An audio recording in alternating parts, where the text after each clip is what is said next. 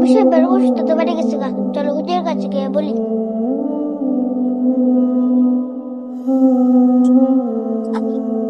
হুজুর হুজুর মুসাব্বির অসুস্থতা বেড়ে গেছে গা। হ্যাঁ, কি বলো? চলো দেখি। মুশারফ, কি অবস্থা তোমার?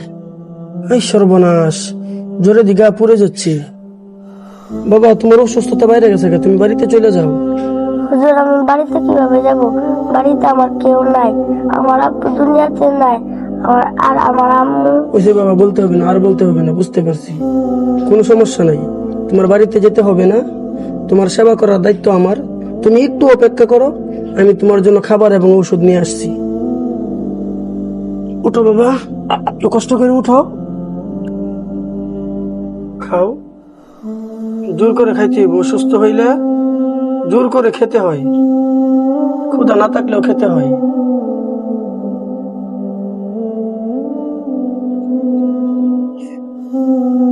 হুজুর আমি আর খেতে পারবো না।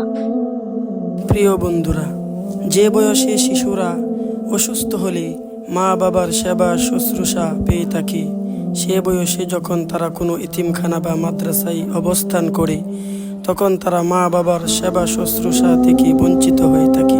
বিশেষ করে বাংলাদেশের বড় বড় মাদ্রাসাগুলোতে সবসময় কোনো না কোনো ছাত্র অসুস্থতায় ভুগছেন। এ সময় আমরা মাদ্রাসা পরিচালকদের দায়িত্ব হলো তাদের সেবা শুশ্রূষা করা।